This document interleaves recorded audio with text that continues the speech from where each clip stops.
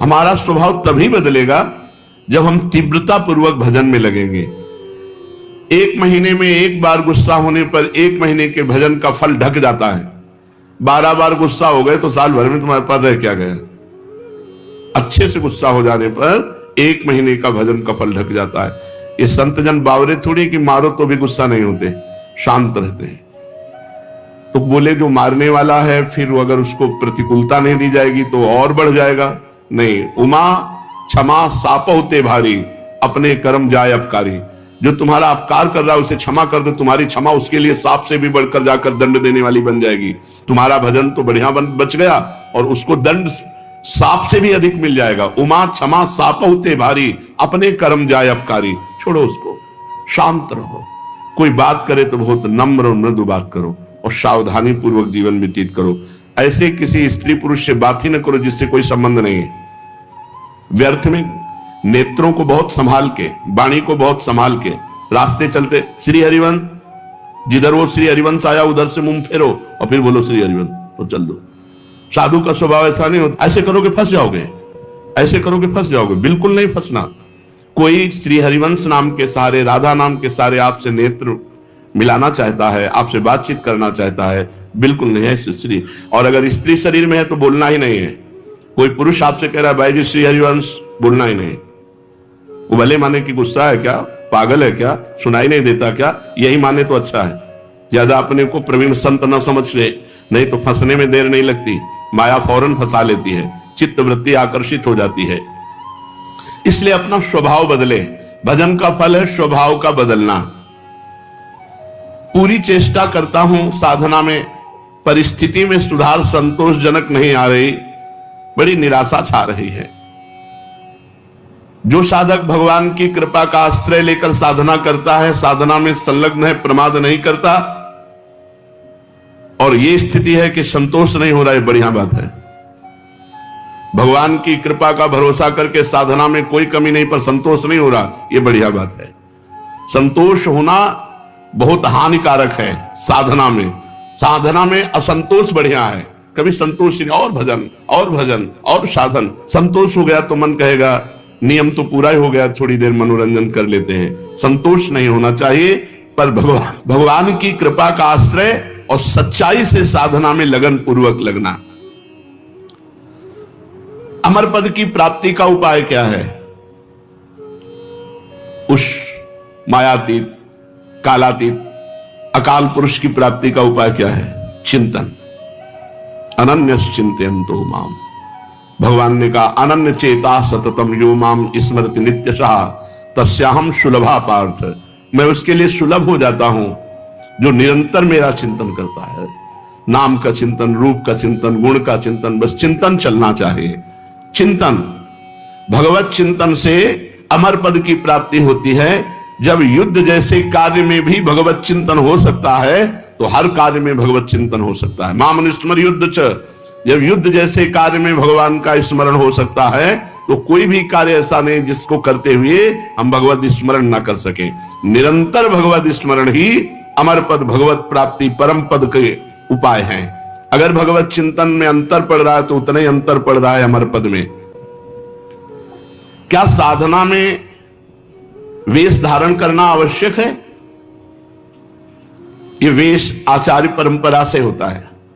ये जरूरी नहीं कि वेश धारण करे तभी परम पद मिलेगा, और ये जरूरी नहीं कि वेश धारण कर लिया तो परम पद मिलेगा। अगर वेश धारण करके भजन नहीं हो रहा, मनमाने आचरण हो रहे हैं तो नरक मिलेगा। और वेश धारण नहीं किए, बहुत सही साधना कर रहा है तो उसे भगवत प्राप्ति होगी। वेश का विशेष महत्व नहीं है, महत्व भजन का है। भीतर अगर आपके भजन चल रहा है और बाहरी वेश कैसा भी हो तो आपको भगवत प्राप्ति होगी।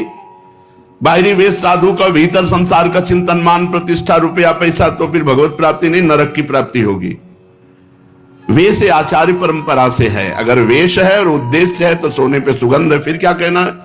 मम भक्ति युक्तो भूनम पुना, तो तीनों लोगों को पावन करने वाला है।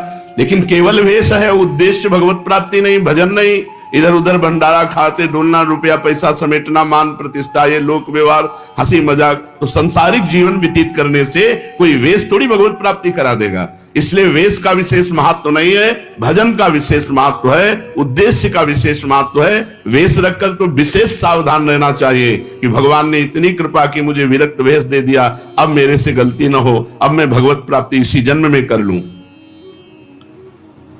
सोते हुए जब कैसे होता है, जब कहा जाता है 24 घंटे जप करो, तो सोने में तो 6 घंटे जाते हैं, तो 6 घंटे तो जप नहीं होता।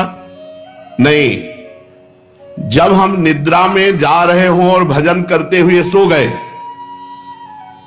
तो हमारा जितना सोने में समय जाएगा वो सब भजन माना जाएगा। जैसे मरते समय नाम ले लिया तो पूरे जीवन क्या किया है परिणाम नहीं देखा जाएगा, आपको भगवत प्राप्ति होगी। ऐसे सोते समय नाम जप करते हुए सो गए तो 6 घंटे, 7 घंटे, 5 घंटे, 4 घंटे जो सोए वो भजन का फल मिलेगा। इसलिए सोते समय बहुत होश में होना चाहिए, सब बातें हटा करके नाम में एकदम डूबते हुए फिर नींद में चले गए। तो निद्रा समाधि स्थिति, जो सोना है वो भी आपका समाधि भजन माना जाएगा, क्योंकि निद्रा में वृत्ति लीन होने के पहले आप नाम जप कर रहे थे, तो नाम जप में ही लीन माना जाएगा, निद्रा में नहीं माना जाएगा। निद्रा के ठीक पूर्व 1 क्षण पहले तक नाम जप चल रहा है और फिर सो जाइए, तो आप देखिए जगते समय वही नाम जप चलता मिलेगा, तो बीच में आपका भजन ही माना जाएगा। ऐसे 24 घंटे भजन माना जाएगा। प्रश्न कर रहे हैं, भजन करने के लिए क्या घर छोड़ना आवश्यक है कि भाई अब भजन करना है तो घर द्वार छोड़ दे? हमें लगता है कि अगर भजन का अभ्यास नहीं है तो बाहर ज्यादा माया जाल है, बाहर ज्यादा माया जाल है, घर की अपेक्षा बाहर ज्यादा भ्रष्ट होने के चांस हैं। अब कहीं तो कमरा लोगे, कहीं व्यवस्था, तो रुपया कैसे मिले? तो धनी पुरुषों का संग करो, फिर बेविचार और नाना प्रकार की गलतियां और नाना प्रकार के दोष हो जाते हैं। घर में अपनी कमाई का खा के दूसरों का उपकार करते हुए जो भजन करता है बहुत जल्दी सिद्ध हो जाता है। जो विरक्त है, भगवान की विशेष कृपा हो गई है और वो साधु समुदाय में रहे, आकाश वृत्ति या मधुकरी वृत्ति से जीवन यापन करे, खूब भजन करे, सिद्ध हो जाएगा। जो मेहनत करके कमाया है जिंदगी में, उसी अपनी कमाई के धर्म के टुकड़े खाओ और खूब नाम जप करो। अगर धाम आदि की यात्रा करो तो अपने पैसे से करो, 1 पैसे का किसी से सहयोग मत लो, 1 पैसे की वस्तु किसी से मत खाओ। गृहस्थ धर्म में ऐसे, और विरक्त धर्म में माधुकरी वृत्ति या आकाश वृत्ति से जो भगवान देते हैं, और समुदाय में रहे, क्योंकि अलग रहने पर मनमानी आचरणों के होने की संभावना है, और समुदाय में एक दूसरे की सुरक्षा बनी रहती है। घर में भगवान का नाम लेने से, भगवान में मन लगाने से ज्यादा अच्छा है। हाँ, जो जीवन भर भजन करता रहा है और उसने देखा हमारे कर्तव्य का कार्य पूरा, बच्चों का ब्याह हो गया, संसार ए भाई राधे श्याम और चला, वो बात अलग है, वो बात अलग है। वो शास्त्र आज्ञा करता चौथेपन में विरक्त होकर के विरक्तों के बीच में रहकर भजन करे, अपने कर्तव्य का पालन हो गया, अब हम भगवान के भजन में चले। कहते हैं कि जो भजन नहीं करता वो आत्महत्यारा है, जो भजन नहीं करता वो आत्महंता है, आत्महत्यारा है। ऐसा क्यों कहा गया? बोले भगवान ने कृपा करके मनुष्य जन्म दिया है, कृपा करके सुविधा दी है कि इस जन्म में प्रमाद से हटकर भजन करके मेरी प्राप्ति कर लो, और अगर आपने नहीं की तो यह अपराध बना और आप आत्महत्यारे कह जाओगे। जो न तरह भवसागर अस समाज नर पाए, स्वत निंदक मंदमति आत्महनन गति जाए। जैसे कई बार बताया है कि भारतीय सरकार किसी आदमी को विदेश भेजे और सारी सुविधा वहां, घर मकान स्त्री पुत्र परिवार सब सुविधा दे, और अपना सरकारी काम बता दे कि ये काम करना है। अब उसने सरकारी काम तो किया नहीं, सरकारी सुविधा का भोग करके बेटी बेटे को पढ़ाया, ब्याह किया, सब किया, सब किया, और जब भारत लौटा तो उसे पूछा गया वो कार्य, जिस कार्य के कारण आपको विदेश भेजा गया था, जिस कार्य के कारण आपको सुविधा दी गई थी, वो कार्य? बोले वो कार्य तो नहीं हुआ, तो वो दंडनीय अपराध होगा और उसे जेल मिलेगी, क्योंकि उसको उस कार्य के लिए सारी सुविधाएं दी गई थी। तो भगवान ने मृत्यु लोक में मनुष्य रूप में हमें भेजा भारत में, किस लिए? जाओ साधन धाम मोक्ष कर द्वारा, साधना करो और अपने जीवन को मुक्त अवस्था में लाओ, भगवत प्राप्ति कर लो। तो लड़का पत्नी परिवार सबका पालन पोषण किया, खूब सब कुछ किया, लेकिन प्रधान सरकारी कार्य भजन करके भगवत प्राप्ति ये नहीं किया, तो आपको जो गति आत्महत्यारे की होती है वही दुर्गति आपकी होगी। हम आपसे और समझना चाहते हैं। कुछ ऐसा कहा जाता है कि अगर राम के साथ सीता की उपासना न करे और कृष्ण के साथ राधाजू की उपासना न करे तो नरकगामी होते हैं, ऐसा सुना है? नहीं, शास्त्रों में जो वर्णन है उसको समझना है। भगवान श्री राम या भगवान श्री कृष्ण का जब आप पूजन करते हैं तो उसी में शक्ति विराजमान है, वो अकेले कभी रह नहीं सकते। शक्तिमान शक्ति में ही विराजमान है, शक्ति शक्तिमान में ही विराजमान है, दोनों अभेद हैं। शक्ति और शक्तिमान कभी अलग हो ही नहीं सकते हैं। इसीलिए भगवान शिव ने अर्धनारीश्वर करके दिखाया, इसीलिए हमारे प्रिया प्रीतम मिलित रूप दिखाए। रूप बेली प्यारी बनी सुप्रीतम प्रेम तमाल, दो मन मिली एक भय श्री राधा वल्लभ लाल। दोनों प्रिया प्रीतम मिलित रूप हैं। यदि रामकृष्ण के उपासकों को नरक जाना पड़े तब तो धोखा ही धोखा हो गया। ऐसा जो कोई वर्णन करता तब तो धोखा ही हो गया। विवेक पूर्वक यहां उपासना करने की भावना है कि जब हम राम जी का उपासन कर रहे हैं तो उसमें सिया जी भी विराजमान है, जब कृष्ण जी की उपासना कर रहे हैं तो उनमें राधाजू भी विराजमान है।